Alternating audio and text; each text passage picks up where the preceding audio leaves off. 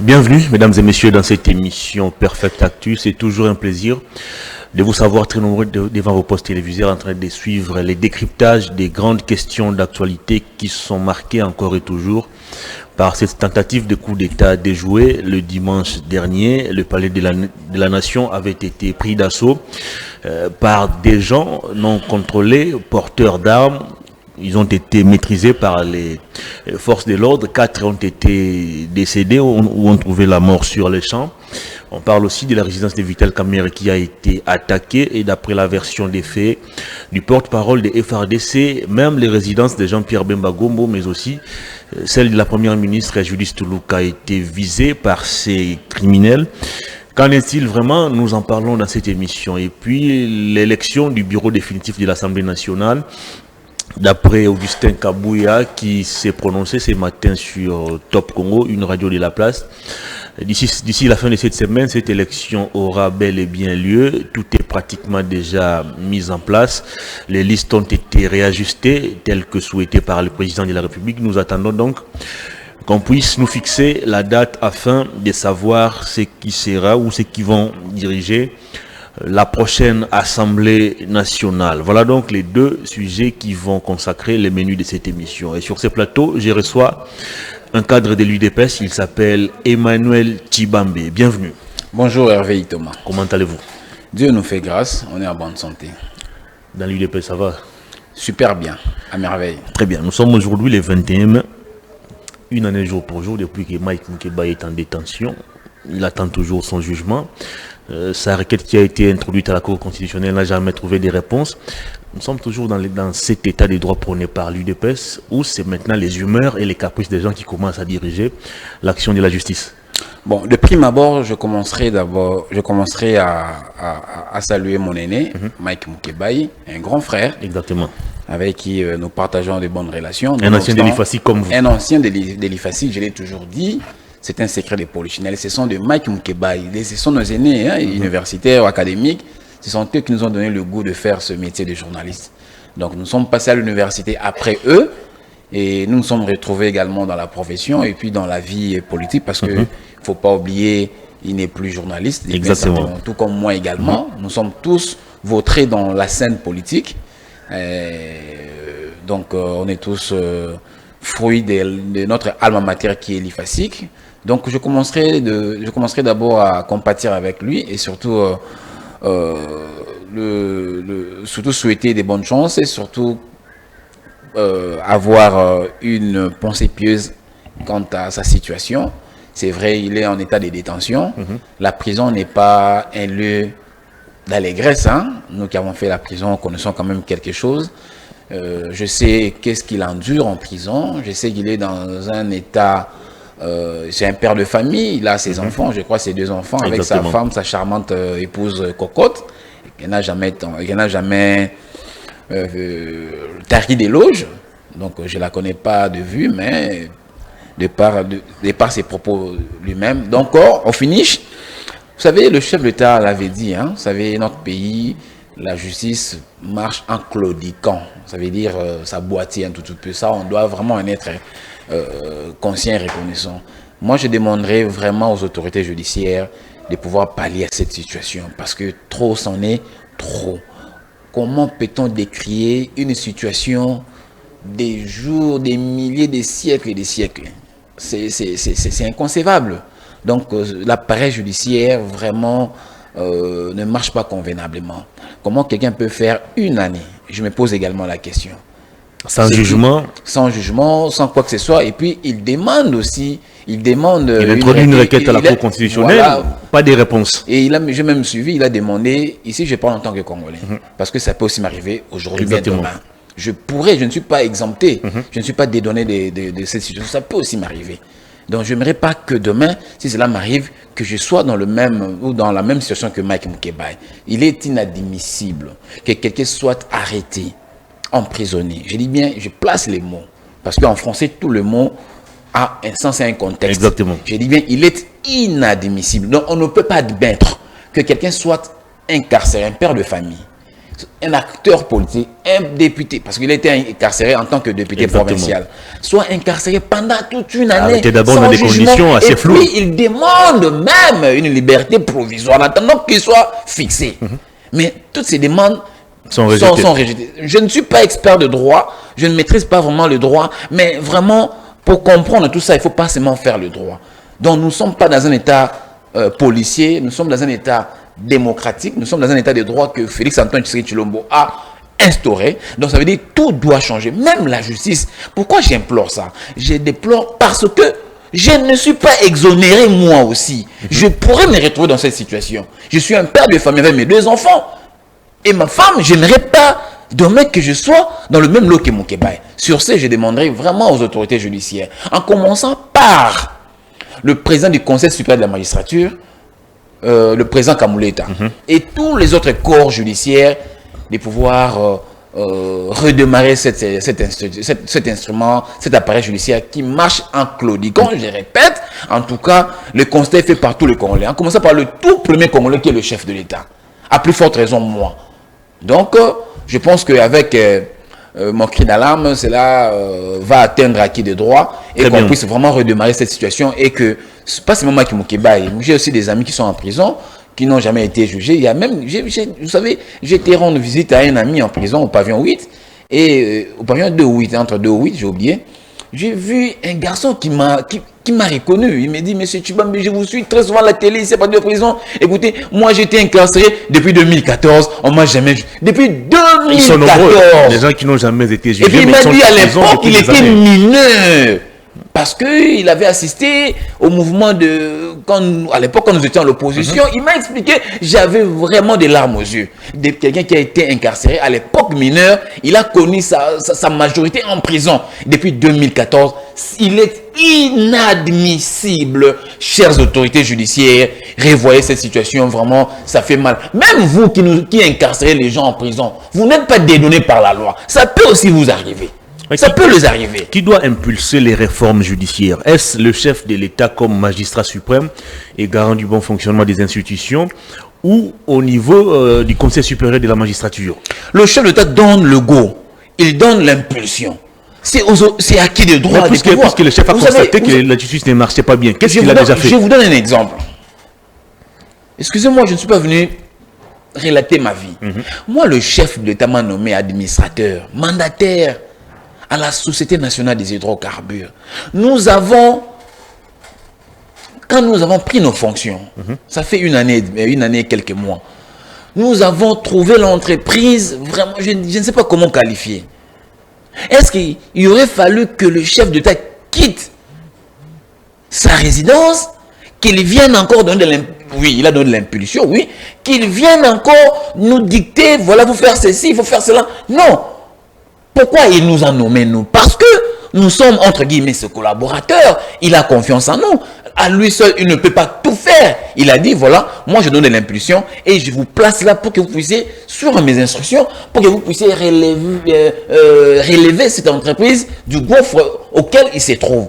C'est ce que nous sommes en train de faire. Allez-y faire un tour. Je ne dis pas que les agents et cadres de la Sonahydroc sont à merveille, mais allez-y vous renseigner avant le comité auquel nous faisons partie, avant notre comité et le nôtre. Demandez aux agents, ils vous diront que vraiment il y a une nette amélioration. Donc nous sommes là pour aider le chef dans sa vision, dans sa de pouvoir propulser et que nous puissions exécuter. Ça veut dire le chef avait donné le go, il a fait des réformes, il a demandé à ce que cette juridiction puisse être requinquée. Très bien. Il a donné le moyen qu'il faut à la justice. Ce n'est pas au chef d'État de venir encore présider le Conseil supérieur de la défense, de la magistrature. Ce n'est pas au chef d'État de venir donner des injonctions encore au président Kamuleta et aux consorts. Non, ce sont eux qui sont... Ils ne sont pas... Parce que nous sommes un pays de 100 millions d'habitants.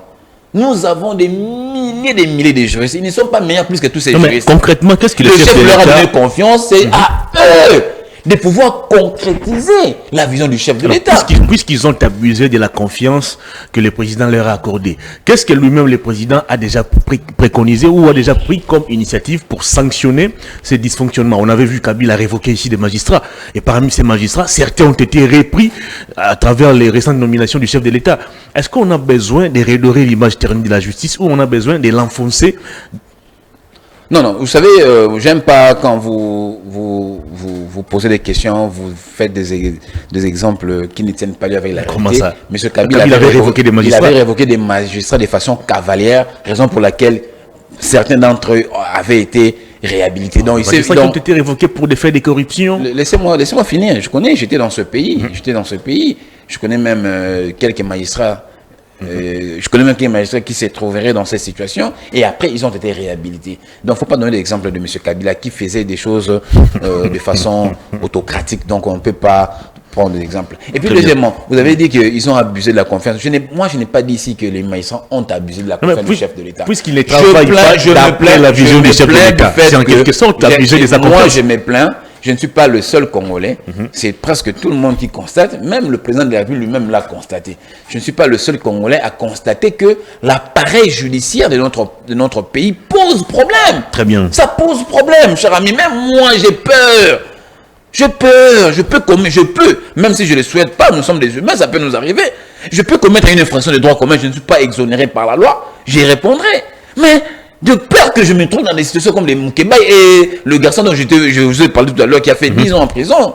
Oui, donc j'ai peur de ça. Donc moi je voudrais que quelqu'un qui est arrêté soit présenté devant son juge naturel. Qu'il connaisse au moins la raison pour laquelle il est interpellé par la loi. S'il y a une peine qui sera infligée par rapport à son comportement, qu'il le sache au moins et qu'il puisse le purger. Très bien. Détenir quelqu'un comme ça, un père de famille, un député provincial, un acteur politique. Non, ça moi je m'insurge. Ici il n'est pas question d'être de la majorité ou de l'opposition. Non, ici il est question d'être d'abord Congolais. C'est un Congolais au départ autant que moi. Merci beaucoup. Rien n'est dit que moi demain je serai en reste.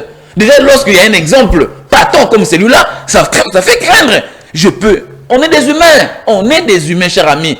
Je ne sais pas, je ne présage pas, d'ailleurs ça ne m'arrivera pas, mais ça peut arriver que je commette une infraction de droit commun et je me retrouve dans la même situation que Moukébaï. C'est pourquoi je dois tonner ici, je dois claironner, demander aux autorités judiciaires de pouvoir revoir cet appareil, s'il vous plaît, redorer quand même l'image de notre justice. Ça ne fait pas bon que nous soyons tout le temps interpellés, même à l'extérieur du pays. Non, il y a un ça ne va pas présent Kamouleta. Je sais que vous allez me suivre à travers cette vidéo. Essayez de faire quelque chose. Essayez d'aider le chef de l'État. Nous avons le souci d'aider le chef de l'État. Essayons-le. Lorsque le chef vous a choisi, c'est pas parce que vous avez été le meilleur parmi tous les juristes. Non. Vous n'avez fait aucun concours pour que vous soyez où vous êtes. Il y a 100 millions de Congolais. Il y a pléthore de juristes qui peuvent occuper la fonction que vous avez. Des éminents juristes. Des éminents juristes. Mais quand le chef place sa confiance à vous, c'est pour que vous puissiez l'aider. Merci. Aidez-le comme nous avons le souci de l'aider pour qu'il atteigne son objectif. Merci. Et surtout, il y a 73% des Congolais qui ont fait confiance. Mais le chef d'État est le chef d'État des 100 millions de Congolais, que ce soit les 17% et les 73%. Donc, aidons le chef d'État dans ce sens. Merci beaucoup, Emmanuel Tshibambe. Alors, près de 6 mois depuis que le président a prêté serment, nous avons comme l'impression, ce n'est même pas une impression, mais le pays est bloqué. Il n'y a pas de gouvernement, il n'y a pas de bureau définitif de l'Assemblée nationale. Nous attendons encore l'installation du bureau définitif du Sénat, les assemblées provinciales et consorts. Nous avons l'impression comme si le chef de l'État est en train de partager son pouvoir avec les 6 personnalités qui composent les présidiums de l'Union sacrée. On doit former le gouvernement, ces derniers décident d'envoyer les noms de leurs membres des familles, de leurs enfants, de leurs femmes, et ça constitue un blocage. L'Assemblée nationale, on doit mettre en place le bureau définitif, ce sont les mêmes personnes qui décident de placer leurs enfants, leurs membres des familles. Conséquence, il y a blocage, il y a les députés qui promettent de bloquer l'évolution de la machine. Alors, jusqu'à quand nous allons continuer à vivre cette situation? Merci pour la question. Hervé, je n'aimerais pas que vous m'interrompez, je voudrais ici faire une analyse et surtout ruminer les pensées de tous mes compatriotes. Vous savez, lorsque vous présentez la situation, pas seulement vous, même vos confrères, vous donnez l'impression, je ne dis pas seulement vous, je ne vous étiquette pas. Quand je parle vous, ça veut dire la presse en général. Allez-y. Quand vous présentez la situation, c'est comme si c'est la volonté du président Tshisekedi qui fait que nous soyons où nous sommes aujourd'hui. Non. C'est comme si c'est une invention du pouvoir Tshisekedi. Non. Je voudrais ici rebobiner la mémoire de mes compatriotes. Nous sommes en 2006. Le président Joseph Kabila, élu chef de l'État, il doit composer avec sa majorité. Alliance AMP, un truc pareil. AMP à l'époque. Il a été réélu au mois d'août. Il a été élu au mois d'août, au deuxième tour, parce qu'il y avait challenge entre lui et le vice-président Jean-Pierre Bemba. Il a été élu au deuxième tour au mois d'août. C'était pas au mois d'août, je crois que ça doit être au mois d'octobre ou novembre. Non, c'était au mois d'août. Le deuxième tour, c'était au mois d'août. C'était au mois d'août, au deuxième tour. Et il nomme Antoine Gizenga Premier ministre. C'était au mois de novembre dont vous faites allusion. Donc, si vous calculez entre le mois de son élection et la nomination du Premier ministre, ça a pratiquement pris 4 mois à peu près. Nous sommes en 2011. Le président Joseph Kabila a été réélu pour son deuxième mandat. C'était au mois de décembre 2011. Il nomme, après avoir nommé l'informateur et patati et patata, il nomme Augustin Matata Pogno au mois d'avril. À peu près 5 mois. Et le gouvernement a pris autant de temps que nous connaissons tous. Nous sommes en 2018. Le président Félix Antoine Tshisekedi Tshilombo est élu au mois de décembre 2018. Il forme son tout premier gouvernement avec à la tête Ilunga Ilunkamba au mois de septembre. 9 mois après. Ça veut dire, pour que je réponde maintenant à votre question, le problème ce n'est pas le président Félix Antoine Tshisekedi Tshilombo. Mais moi je comprends vous de la presse, la manière dont vous présentez la chose, c'est comme si c'est la volonté du président Tshisekedi. Et vous voulez pousser le président Tshisekedi à violer la constitution et à devenir dictateur. Non, le président ne fait que la volonté de la constitution. La constitution dit ceci. Il faut que le gouvernement, d'abord, le gouvernement est l'émanation du Parlement. Nous devons avoir un bureau définitif du Parlement, ça veut dire Sénat et Assemblée nationale, et après, parce que le gouvernement devrait être investi au Parlement. Mais à l'heure actuelle, nous n'avons pas encore un Parlement définitif. Justement, qu'est-ce qui bloque la mise en place de ces bureaux? Nous sommes dans un système de séparation du pouvoir. Nous avons le pouvoir exécutif, nous avons le pouvoir législatif, nous avons le pouvoir judiciaire. Vous voyez? Donc, chaque pouvoir est autonome. Je vous prends au mot. Oui. Vous parlez de la séparation des pouvoirs. Laissez-moi avoir fini ma réflexion, puis vous me prendrez à vos mots. Ok, allez-y. Donc, le chef de l'État en tant qu'institution, en tant que chef du pouvoir exécutif, ne peut pas s'immiscer. Je ne dis pas s'immiscer, parce que j'ai entendu l'autre fois quelqu'un dire s'immiscer. Non, je dis le chef ne peut pas s'immiscer. C'est l'immixtion, mais le chef ne peut pas s'immiscer dans les affaires du pouvoir législatif. Donc, ça c'est la Constitution qui le dit. Si le chef s'immisce dans les affaires du pouvoir législatif et il donne des injonctions, il viole la Constitution. Et il serait passible à une infraction de haute trahison. Très bien. Alors, nous ne voulons pas tomber dans ce piège-là auquel vous nous envoyez. C'est pourquoi le chef de l'État Félix Tshisekedi, respectueux de la Constitution, un démocrate de première heure, qu'est-ce qu'il fait? Il s'agenouille devant la Constitution. Il attend voir la volonté de la Constitution soit exaucée. Après, les choses vont marcher. C'est pourquoi, heureusement, Dieu étant bon, nous avons tous compris, nous Congolais, que notre constitution a des sérieux problèmes. Raison pour laquelle nous demandons que cette constitution soit bannie définitivement. Parce qu'on ne peut pas accepter. Ça fait 6 mois. Ça fait 6 mois que le chef a été élu, presque 6 mois. Il a été réélu avec, il a été réélu entre chef d'État. pour son second mandat. Mais comment après 6 mois, il n'y a pas de gouvernement? Tout ça, c'est à cause de notre constitution. Pourquoi nous devons avoir cette constitution? Pour que les choses aillent. On peut voter un chef de l'État et 2-3 semaines après, qu'on puisse avoir un gouvernement. J'y reviens sur ma question. Quitter également ce système semi-présidentiel. Nous ne sommes pas préparés à ce système semi-présidentiel. Merci beaucoup. Alors, je reviens sur ma question. Vous avez évoqué ici le principe de séparation du pouvoir ou de séparation des pouvoirs. 2 exemples patents qui prouvent à suffisance que le problème, ce n'est même pas la Constitution. Séparation des pouvoirs, les bureaux ou les bureaux d'âge, je ne sais pas, l'Union sacrée s'organise pour nous présenter le ticket qui devra diriger l'Assemblée nationale. C'est le chef de l'État qui décide de réunir tous ses députés pour leur dire « je ne suis pas d'accord avec cette liste » en dépit de la séparation des pouvoirs. Il n'y a pas de violation de la Constitution d'après vous. Alors, le même chef de l'État, attendez, le même chef de l'État, deuxième fait, la Cour constitutionnelle rend un arrêt qui interdit le cumul des fonctions. Oui. Mais le chef de l'État décide de marcher sur cet arrêt en autorisant aux députés d'aller siéger à l'Assemblée nationale et d'expédier les affaires courantes. Le problème, c'est toujours la Constitution qui bloque, ou le problème, c'est la volonté ou l'intention du chef de l'État de violer cette Constitution. Alors, Hervé, vous allez comprendre avec moi que vous n'avez aucunement raison d'affirmer ou de confirmer que le chef d'État marche sur la Constitution en intimant les ordres. Non, cher ami. Le chef de l'État, je vous ai dit... C'est des faits vrais, vérifiés, vérifiables. Mais laissez-moi vous expliquer, vous verrez que votre architecture va tomber. Merci tout de suite beaucoup. D'ailleurs.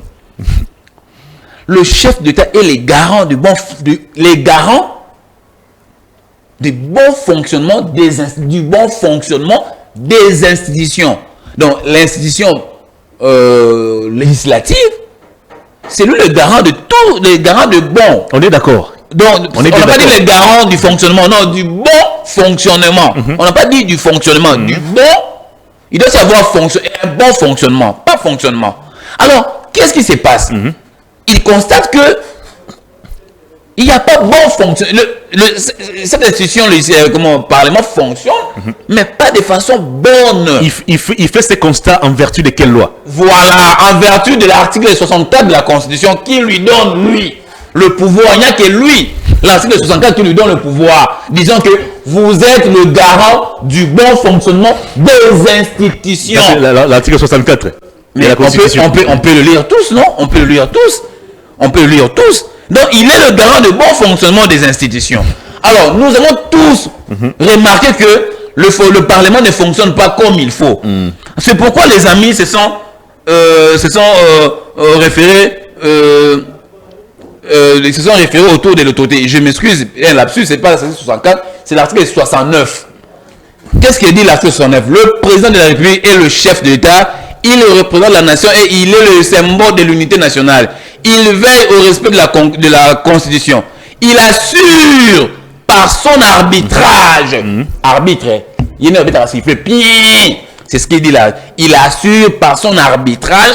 Donc ça veut dire Mosso, Bahati, Kamerek, Bemba, ils peuvent se battre. Lui maintenant l'arbitre, il peut venir au dernier ressort dire bien, allez c'est fini. Je vous ai observé, mais en tout cas, trop ça n'est trop. Moi j'arbitre maintenant et je décide. C'est ça l'esprit de l'article 69. Il assure par son arbitrage le fonctionnement régulier des pouvoirs publics et des institutions ainsi que la continuité de l'État. Il est le garant de l'indépendance nationale, de l'intégrité du territoire et de la souveraineté nationale et du respect des traités et accords internationaux. J'ai aimé, je crois, les premiers ou deuxième alinéa qui parlent du respect de la Constitution. Exactement. Laisse-moi finir d'abord ma réflexion.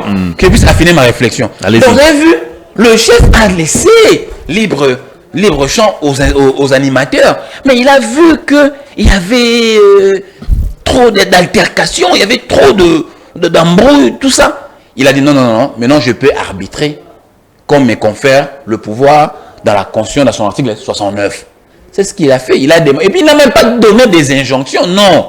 Il a appelé tout le monde, tous les protagonistes. Il a dit, écoutez, vous vous êtes battus pendant 3 ou 4 mois, je vous ai vu. Mais le problème pour lequel vous vous êtes battus, moi je pense que l'autre là avait raison parce qu'il y a manque de représentativité. Comme je suis arbitre, je n'aimerais pas prendre la part de X ou d'Y. Je vous renvoie à rentrer, mais tenez compte de tout ce problème pour que cela ne puisse plus surgir prochainement pour que nous ayons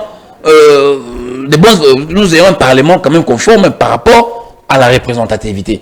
C'est ce que le chef de l'État a fait. Il ne s'est pas immiscé. Il ne s'est pas immiscé dans les affaires du pouvoir législatif. Il leur a demandé tout simplement d'aller revoir le problème, là où ça cloche, le problème qui cloche, là où s'écorce le problème. C'est ce qu'il a fait en tant qu'arbitre. Donc, il a assuré le bon fonctionnement des institutions de par son arbitrage. Je pense que sur ce point, on est d'accord. Il n'y a pas de tergiversation, ni atermoiement. Deuxièmement, vous avez dit que la Cour constitutionnelle, je suis d'accord avec vous, mais vous n'avez pas bien présenté la chose. C'est-à-dire la Cour constitutionnelle avait répondu à la requête du Premier ministre qui voulait rester Premier ministre en même temps siéger à l'Assemblée nationale. Non, qui voulait justement bénéficier de cette autorisation de pouvoir cumuler les fonctions. Quelle autorisation?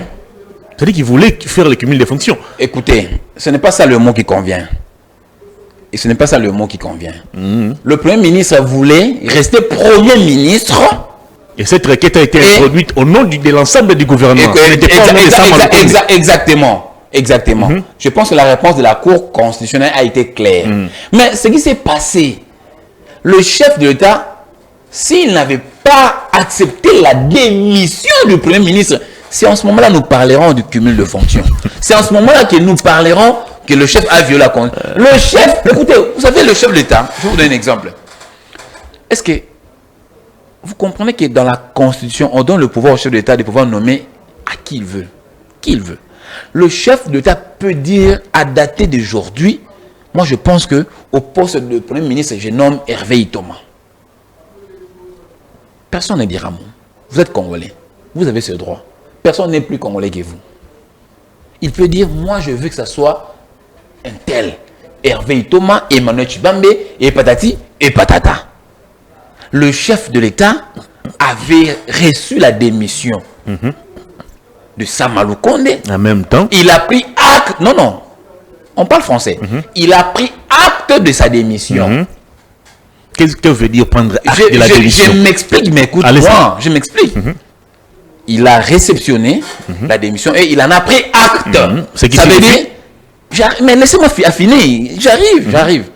Ce qui veut dire en ce moment-là, Samalou Kondé a été réputé démissionnaire. Parce que le chef a pris acte. Le chef a dit, tu as démissionné comme Premier ministre. J'ai pris acte. Je te donne une mission. Je mérite que tu les affaires courantes. En fonction de quelle loi? Dites-moi, la loi l'interdit. Dans quel article la loi ne permet pas que qu'un démission ne puisse pas assumer les affaires courantes? Non, attendez, après ça, Samalou Kondé a été élu député national. Sa fonction de député était incompatible avec celle de Premier ministre. Et l'arrêt de la Cour a été clair, qu'on ne peut pas autoriser le cumul des fonctions. Et il est connu de tous que les arrêts de la Cour sont inattaquables. Alors, quelle est cette disposition constitutionnelle qui a autorisé le chef de l'État de permettre à ce que le gouvernement puisse expédier les affaires courantes et d'aller siéger en même temps à l'Assemblée nationale? Parce que vous ne voulez pas croire et accepter, c'est pourquoi vous restez toujours dans cette perdition. Je vous ai expliqué que Samalou Kondé assume les affaires courantes. Il exerce les affaires courantes. Il n'est pas Premier ministre. Il exerce... Mais je t'ai dit, j'explique.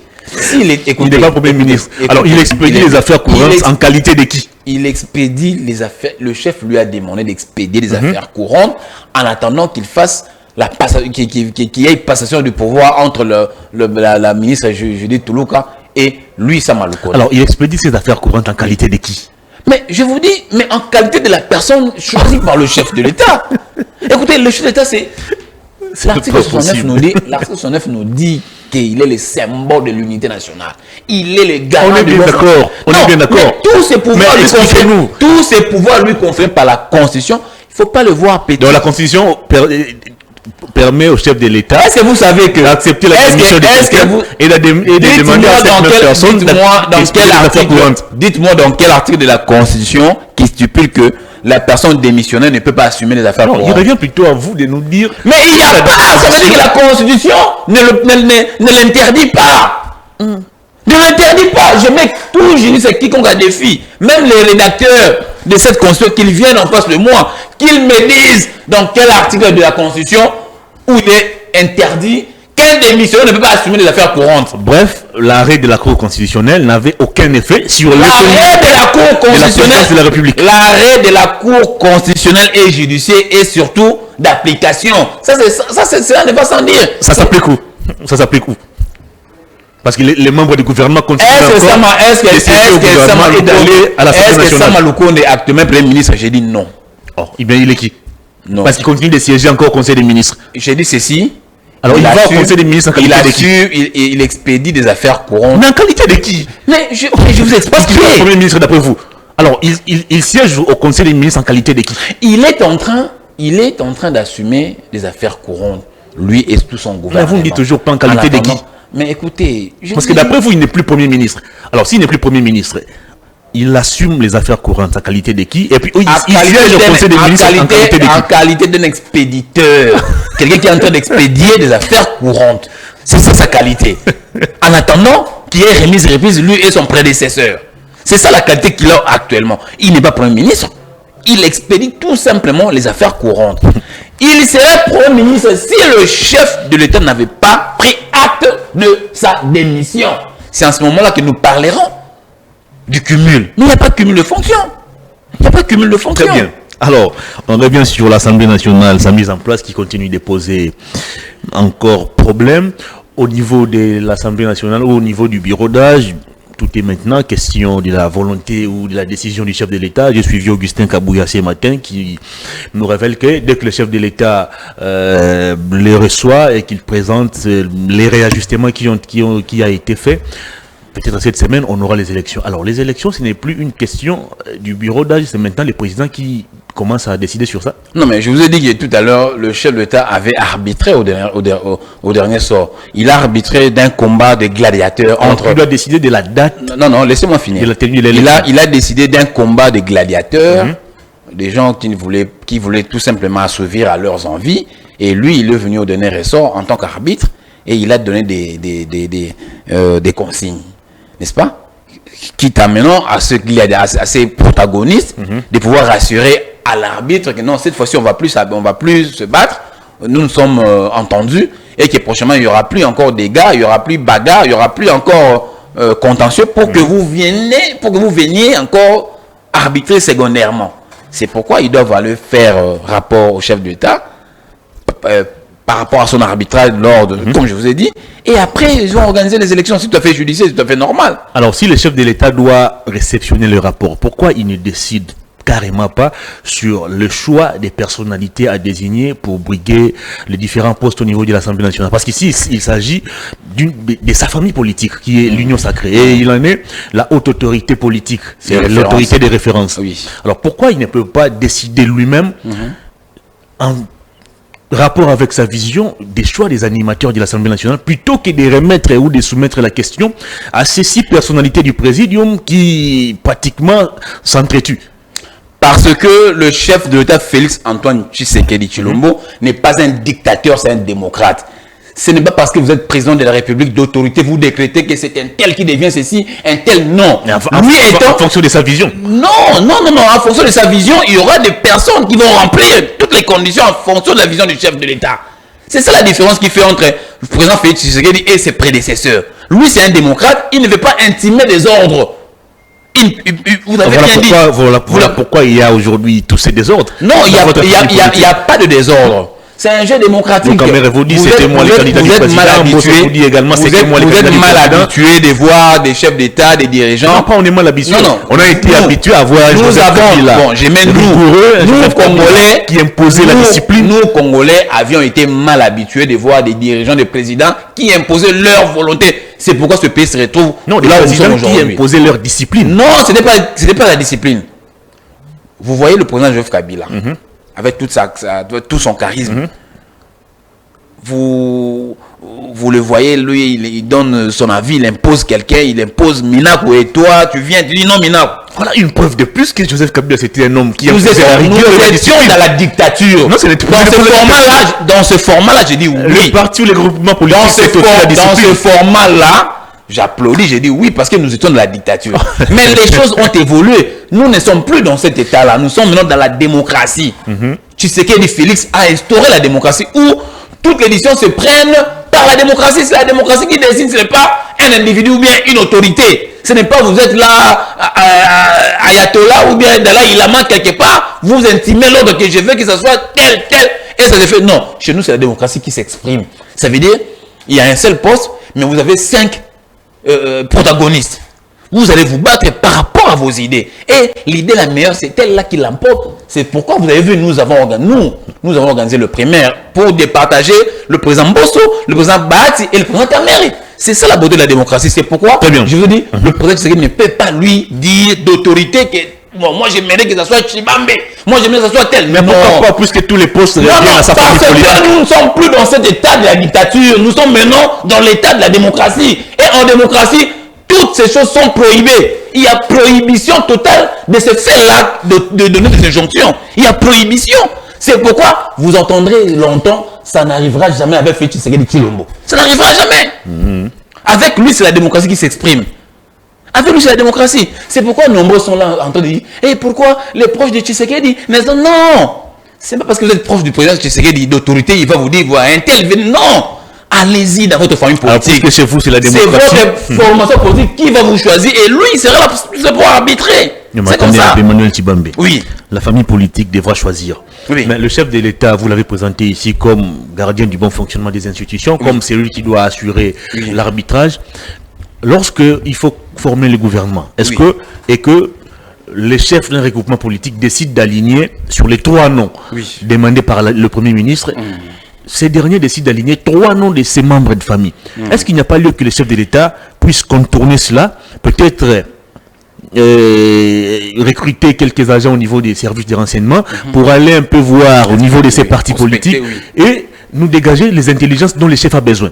Est-ce le chef est obligé de se soumettre aux caprices de tous ces présidents des regroupements politiques qui forment votre famille politique? Bon, je n'aimerais pas tomber dans cette masturbation intellectuelle parce que moi jusqu'à présent je n'ai vu aucun membre, je n'ai vu aucune liste où est repris les noms de membres de famille d'une autorité. Vous n'avez pas vu ça à l'Assemblée nationale? Non. Avec la on parle de de gouvernement. On parle de gouvernement de l'Assemblée nationale. On parle de gouvernement, c'est ça, non? Ça reste des institutions. Non, mais à ma connaissance, j'ai vu la liste a été bonifiée et puis il fallait une pression pour qu'il puisse retirer tout ça. Son fils. Mais écoutez, moi je n'ai jamais été d'accord avec tout ça. Je vous donne un exemple, Platon. Je donne un exemple. Est-ce que le président Tshisekedi a des enfants ou pas? Il en a. Ces enfants sont-ils des Congolais ou pas? Anthony Chislebos. Ces enfants sont-ils des Congolais ou pas? Ces enfants n'ont pas étudié, ils ont étudié ou pas? Est-ce qu'ils n'ont pas le critère, je ne dis pas c'est ça, je suis en train de m'interroger. Est-ce que ces enfants n'ont-ils pas droit de travailler en RDC ou pas? Si aujourd'hui, un des fils ou des filles du chef de l'État, de par sa formation universitaire, et qu'il y a quand même parmi les critères requis et qu'il répondait aux critères, ne peut-il pas être nommé dans une fonction, dans un poste de responsabilité? Moi, je n'ai jamais été d'accord à ça. Mais je ne favorise pas ce que les gens, je ne sais pas, je n'aimerais pas que les gens puissent interpréter très mal mes propos. Pour dire que le fils d'un dignitaire de l'Union sacrée ne peut pas occuper une fonction. C'est en vertu de quelle loi? Si vous êtes incompétent et que le fils de cette autorité est compétent, donc on laisse le pays mourir parce qu'on ne peut pas nommer le fils d'une autorité? Non, moi j'ai toujours été, je n'ai jamais été d'accord avec ce principe-là. Mais qu'à cela ne tienne, comme je vis les noms de certains enfants de certaines autorités, comme ça a posé problème, je pense que la liste a été réfectionnée et on a réajusté la liste. Je pense qu'il y a des nouveaux noms qui ont été quand même soumis pour passer au vote. Mais moi, je trouve aucun problème s'il y a un enfant d'un dignitaire ou bien d'une autorité puisse figurer dans le gouvernement ou bien dans les institutions comme nous également. Moi, je trouve aucun problème par rapport à ça. Très bien. Alors, mais quand je venais tout à l'heure de parler de la masturbation, ça veut dire qu'au niveau du gouvernement, on n'a vu aucun nom. Même vous n'avez vu aucun nom d'un fils d'une autorité ou d'un dignitaire de l'Union sacrée. Donc arrêtons de masturber, de nous masturber intellectuellement. Donc c'est comme, non oui, justement, vous êtes en train de présager quelque chose qui peut-être arrivera après 10 ans, 15 ans, je ne sais pas moi. Et moi je vous demanderai si vous l'avez vu dans le boule de cristal, ou bien vous êtes devenu devin. Comment vous présagez déjà qu'il y aura des enfants, des autorités au prochain gouvernement? Non, cher ami. C'est ce qui arrive souvent, hein, quand il faut nommer dans les entreprises publiques. Ça arrive souvent, ça arrive souvent dans les législatures passées. Ah bon? Donnez-moi l'exemple. Les Mouabiles qui sont un peu partout, les Bahati qui sont un peu partout. Les Mouabiles sont où? Les Mouabiles sont où? Bahati qui... Est-ce que le Mouabile qui est où c'est? OCC, je crois. OCC, il semblerait que c'est une cadre du parti de son papa. Ces cadres ont choisi les noms. On va évoluer. C'est ça le problème. Très bien. Ce ne sont pas les enfants de Tshisekedi, c'est pas Tshisekedi qui a accepté que ces enfants-là soient là où ils sont. Très bien. Alors, une question qui me revient souvent à l'esprit. Je venais d'ailleurs d'embrayer sur ça. Est-ce que l'ANER ne peut-elle pas être mise en contribution pour aider les chefs de l'État à détecter les intelligences, pour éviter qu'on puisse toujours revenir sur les mêmes noms, sur les mêmes personnes? Est-ce que le chef de l'État peut-il aujourd'hui demander l'expertise de l'ANER pour lui détecter les intelligences, comme ce fut le cas par le passé, où on allait recruter dans les universités, là où il y avait des têtes pensantes? Est-ce qu'on ne peut pas à ce jour revenir à cette pratique pour nous éviter un peu qu'on puisse toujours nommer les mêmes personnes, les mêmes figures, les mêmes familles? Là, vous faites allusion à Mbosso, à Bahati. Je n'ai cité personne. Non, mais c'est ça la réalité. Vous faites allusion à Mbosso, à Bahati, à Bemba. Le vieux nous dit qu'il a encore de l'énergie pour servir. Il n'y a pas de problème. Moi, je pense que le pays a beaucoup de problèmes en ce moment. Le pays doit décoller. Et si les gens qui seront nommés, incessamment par le chef d'État, s'ils répondent aux critères qu'ils peuvent faire le travail pour lesquels ils ont été nommés, moi je pense que c'est déjà bon. Il va falloir seulement aller dans les universités, ça nous prendra du temps. C'était un exemple. Non, votre exemple, ça peut être aussi suivi. Mais s'il faut procéder de la sorte, nous avons des centaines d'universités au Congo, il n'y a pas seulement à Kinshasa. Exactement, je ne parle pas seulement des universités, même dans votre famille politique là, l'Union sacrée. Les Congo. Et ça nous prendra encore du temps. Nous serons à 1 année, 2 ans sans gouvernement, et vous serez là en train de vociférer, tu sais, quel y est patata. Moi je pense que c'est une démarche qui nous prendra assez du temps. Pour l'instant, ce qui est important, que nous puissions avoir des personnes compétentes qui puissent quand même aider le chef d'État à réaliser sa vision. Très bien, on va parler de ces tentatives de coup d'État de jouer, mais avant cela, puisque dans l'Union sacrée, c'est la démocratie d'après vous, c'est la liberté d'expression, est-ce que vous allez encore organiser les primaires pour mettre en place les bureaux définitifs du Sénat? Je ne sais pas. Je suis, même si je suis de l'Union sacrée, mais je ne préside pas la structure des autorités, donc c'est aux autorités de pouvoir décider. Très bien. Vous savez pourquoi les primaires sont organisées? Parce qu'il y a multiplicité de candidatures. Si par exemple il y a un seul candidat, pourquoi on organiserait des primaires? Si au niveau de la majorité nous n'avons qu'un seul candidat, il s'est fait que nous nous sommes retrouvés avec 3 candidats au même poste. C'est pourquoi, pour le départager, nous avons organisé des primaires. Mais s'il arrivait au Sénat, il n'y a qu'un seul candidat. Je ne vois aucunement raison de pouvoir organiser des primaires. Avez-vous une préférence sur un sénateur qui peut diriger la Chambre? Juste moi, personnellement? Oui. Non. Ok, non, très bien. On va parler. Même pas Kabouya qui a été élu sénateur. Non, mais parce que je sais que c'est pas... Vous avez posé moi la question.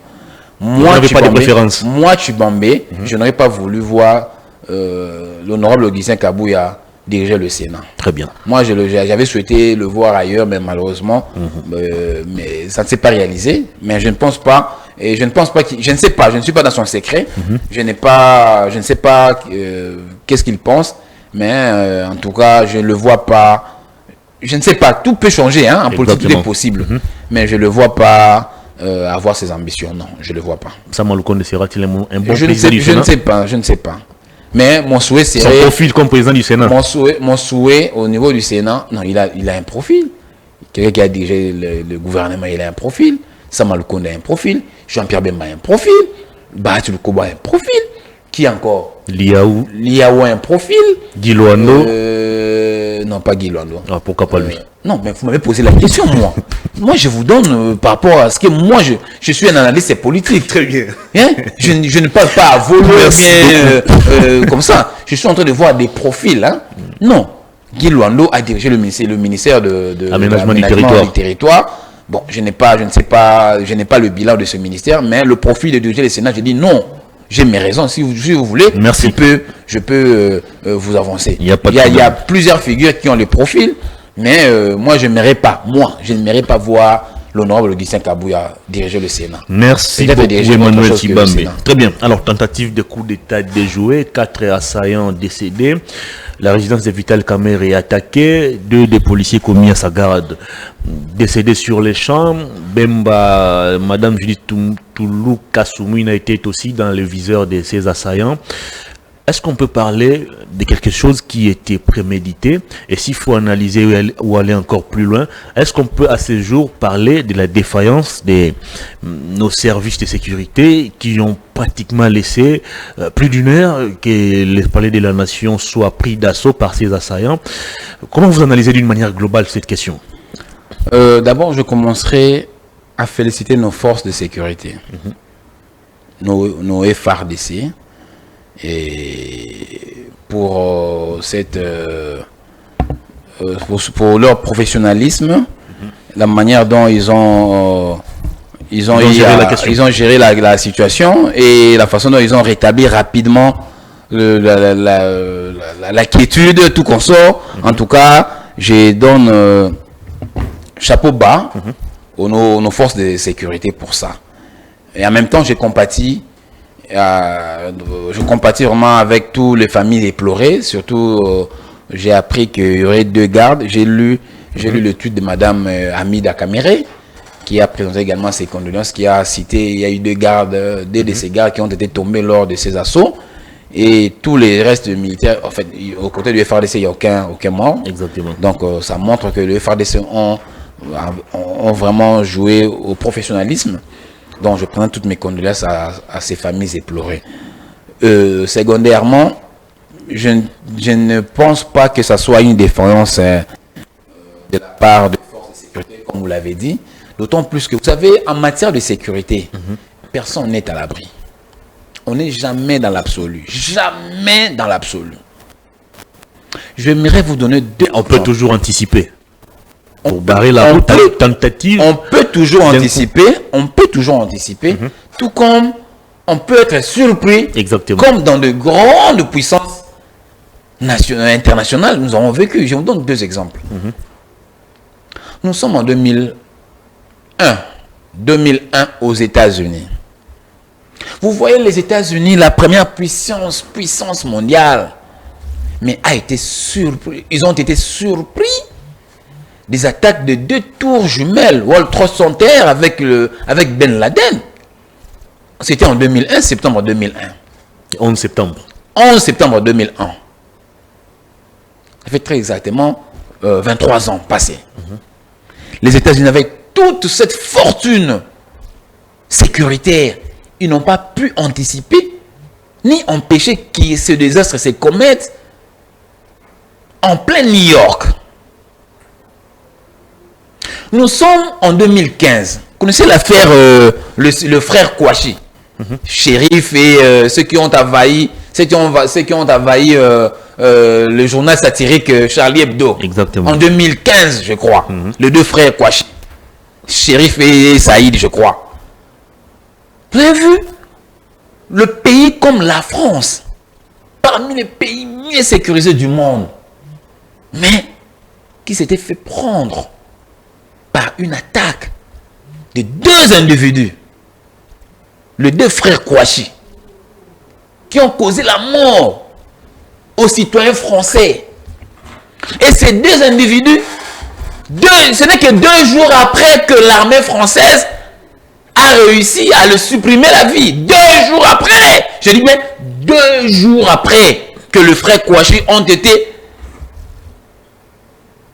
maîtrisés et achevés par l'armée française.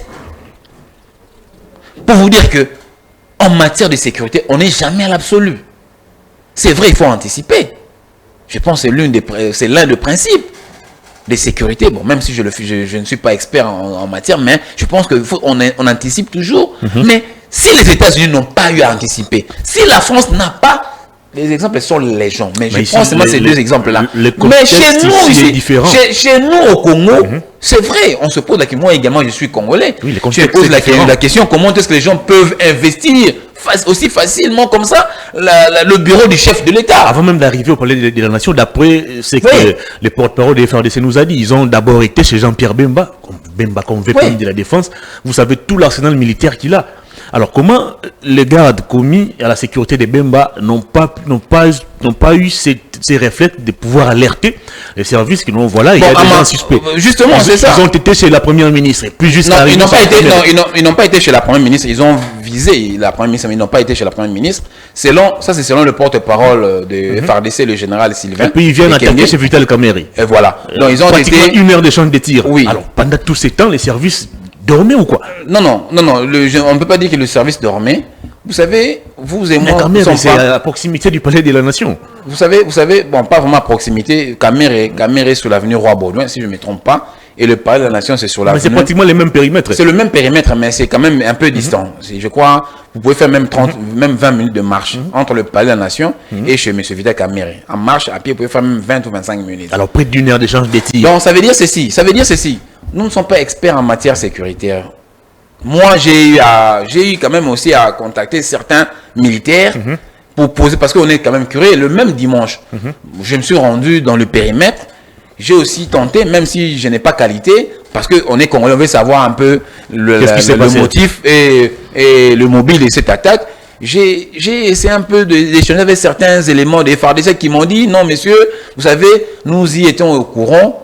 En fait, quand l'événement se passait, même quand il y a eu des échanges de tirs à la résidence de M. Kamerhe, ils étaient déjà alertés, mais il y avait une tactique des FARDC. Selon cet élément des FARDC qui me rapporte, il y a eu une stratégie qui a été mise en place de pouvoir cerner ces assaillants. Et je pense qu'il avait bel et bien raison, parce que nous avons vu quand même le résultat juste après. Donc, les opérations n'ont même pas fait 1 heure du temps. Et on les a capturés tous. Et il y a eu 4 qui ont été fauchés. C'est pas parce qu'on voulait les supprimer la vie. Ils ont résisté. Et face à l'armée, on ne résiste. Parce que lorsque vous touchez à la sûreté de l'État, l'armée là, sur cette matière, l'armée ne pardonne pas. L'armée ne pardonne pas. Ce monsieur a été têtu. Il a échangé des coups de balle avec le force de l'ordre. Donc, on ne pouvait que tirer sur lui. On ne pouvait que le supprimer la vie. Ceux qui ont été vigilants, ils se sont rendus et l'armée elle leur a forcé la main et les a capturés tous vivants. Donc, c'est un peu ça. Moi, je pense que ça c'est à mon entendement. Je ne suis pas expert en matière militaire, même si je vais faire l'école militaire d'ici là. Je l'avais dit l'autre fois. Mais je ne suis pas expert en question militaire. Donc, il y avait une tactique, une stratégie de la part de nos forces armées de pouvoir cerner tous ces assaillants. Qu'aucun élément ne puisse prendre fuite. Donc, on voulait tous les capturer vivants et qu'ils soient traduits en justice, qu'on sache quand même le mobile de leur forfait. Est-ce qu'on peut s'attendre à des sanctions dans les prochains jours? Parce que ces gens bien entendu, qui sont arrivés ici avec des armes, bien entendu, on doit se poser des questions sur ce qui se passe dans nos frontières, sur le fonctionnement de la DGM. Fatalement, il doit y avoir, nous devons nous attendre aux sanctions. Fatalement, il doit y avoir des sanctions. Parce qu'on doit savoir comment ces gens ils sont entrés avec des armes. Ils ont été à Kinshasa même d'après certaines informations. Vous savez, un jour, une anecdote d'ailleurs, c'était pendant la période de la campagne électorale, j'étais candidat, député national. Des fois, je me promenais avec mon équipe pour inspecter là où il y avait mes effigies, là où il y avait mes effigies de campagne, tout qu'on sort, mes supports de campagne.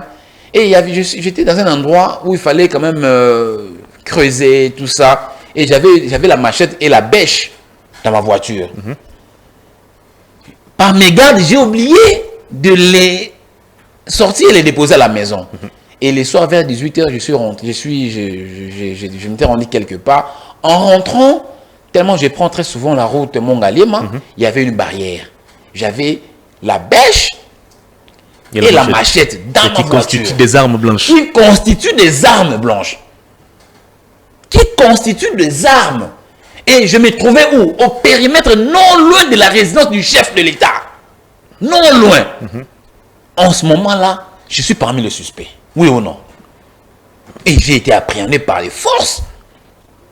Non, messieurs, on vous connaît. Il y a même parmi eux des gens qui m'ont reconnu. On vous connaît. Vous êtes un homme public. Et il semblerait que vous êtes même de la même famille politique du chef d'État. Mais à 7h, 23h. Et puis vous voulez connaître avec des machettes. Non, nous devons connaître pourquoi j'ai donné toutes les... Ils m'ont retenu pendant 1h30 en train de s'enterrer, de s'imprégner. Tout. Il y a eu toute une colonne de forces armées, des militaires, des GR qui m'ont entouré, qui ont téléphoné. Ils sont allés inspecter là où j'ai donné des itinéraires. Ils se sont renseignés. Et il y a eu même 2 éléments qui m'ont accompagné jusque chez moi, voir si réellement je me rendais à la maison. Et arrivé chez moi à la maison, j'ai ouvert le portail, j'ai fait rentrer mon véhicule, j'ai frappé à la porte, j'ai réveillé ma femme. Ils sont tournés, ils ont vu là où j'ai déposé mes effets, donc ça veut dire la bêche et la machette. Ils se sont rendus compte qu'effectivement, il habite ici, c'est sa femme, c'est ses enfants, et que j'avais vraiment le travail de pouvoir placer mes supports de campagne. Et ils sont rentrés vers 0h du matin. Donc vous voyez, ça veut dire que lorsqu'il y a des gens qui détiennent des armes et qui investissent le bureau du chef de l'État sans aucune, sans préalablement aucune inquiétude. Et ils n'ont rencontré aucune résistance. Non, ça, je vous sais pas. Les éléments commis même à l'affaire du palais de la nation, c'est là. Nous devons nous attendre à des sanctions. On doit interroger. Je ne veux pas ici inquiéter les gens. S'il faut même révoquer, il faut révoquer. Moi, je suis congolais. Je ne vais pas citer les institutions. Tous les services de sécurité sont connus. Exactement. Tous, sauf rien. Aucun service n'est en reste. Moi, je pense que le chef doit prendre des mesures véhémentes, des mesures péremptoires, des mesures qui s'imposent drastiques à l'encontre des chefs de corps de tous ces services-là. Parce que c'est inadmissible. S'il faut révoquer, il faut révoquer. Mais quand je dis qu'on doit prendre des mesures, s'il faut un procès, la révocation n'est pas en reste. Vous parlez seulement de la révocation. On doit emprisonner aussi. Certains parmi eux. On doit emprisonner. Je vous ai dit tout à l'heure, nous sommes à 100 millions d'habitants. Hervé Thomas, les compétences ne manquent pas. Les intelligences, il y a... Hervé Thomas, les compétences ne manquent pas. Les intelligences ne manquent pas. Si vous commettez une bévue, vous partirez. Vous partirez. Vous savez, aucun départ ne laisse un vide indélébile. Non! Aucun départ ne laisse un vide indélébile. Non! Toute personne est censée, aucune personne n'est immuable. Donc, tout départ est susceptible d'un remplacement. Donc, moi, je m'attends à des sanctions, à des révocations et des emprisonnements parmi certains chefs de corps. Et il y en aura, nous sommes 100 millions. Il y aura de ceux-là qui vont remplir loyalement leur mission et leur travail auprès du chef de l'État. On va terminer cette émission, mais vous répondez quoi à ceux qui pensent que les autorités n'ont pas pris au sérieux cette situation? Après l'événement, juste après, il y a eu un concert au Stade des Martyrs, il n'y a pas eu bouclage dans la ville de Kinshasa, il n'y a pas de couvre-feu. On a interdit peut-être l'accès au palais de la nation à ceux qui travaillent là-bas jusqu'à nouvel ordre.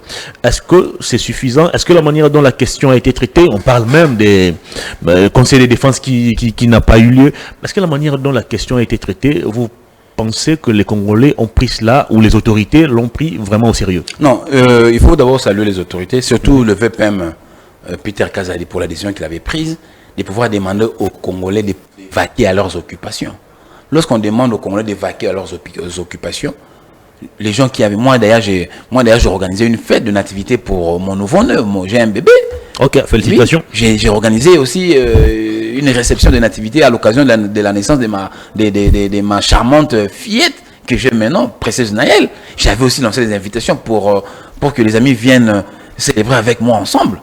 Donc, on pouvait maintenant... Donc, il aurait fallu que cela ne puisse pas avoir lieu. Non, parce que les services de sécurité étaient déjà au contrôle de la situation. Ils étaient déjà au contrôle et ils ont mis hors d'état de nuire toute cette bande des aventuriers. Alors les services étaient déjà en alerte. Déjà, vous savez, tous nos services de sécurité que vous voyez sont déjà en état d'alerte maximale. Ils sont en état d'alerte. C'est pourquoi moi je vous demande, et je demande à tous nos compatriotes, de pouvoir vraiment faire, de pouvoir se comporter dignement. Parce que nos services de sécurité sont en alerte maximale. Nous sommes en état de guerre, donc ils sont à tout moment, ils sont alertés. Donc il n'y avait aucun souci de pouvoir interdire aux Congolais de ne pas vaquer à leurs occupations. C'est pourquoi je salue la décision courageuse du VPM Peter Kasa de demander aux autorités, aux Congolais de vaquer à leurs occupations. Il a même demandé au pasteur Moïse Mbie d'aller jouer son concert. Vous avez vu? Comment? Yamomo. C'est comme ça que les Kinois l'appellent, Moïse Mbie. Moïse Mbie. Donc voilà. Donc, pour faire voir à la face du monde que notre armée a réagi de façon professionnelle. Merci beaucoup. Dans moins de 30 minutes, il a mis fin à cette mésaventure et il a rétabli de l'ordre et tout le monde pouvait vaquer à ses occupations comme il fallait. Merci beaucoup Emmanuel Tshibambe pour votre disponibilité. C'est moi qui vous remercie, monsieur Itoma. Je rappelle que vous êtes cadre de l'UDPS et peut-être ministrable. Merci pour votre prédiction. Merci pour votre prédiction. Merci beaucoup. Ça en est fini, mesdames et messieurs. Grand merci à vous d'avoir suivi cette émission. Merci à toute l'équipe technique. On se retrouve très prochainement avec d'autres invités, mais toujours avec le même plaisir. Au revoir. Bonne suite des programmes sur nos antennes.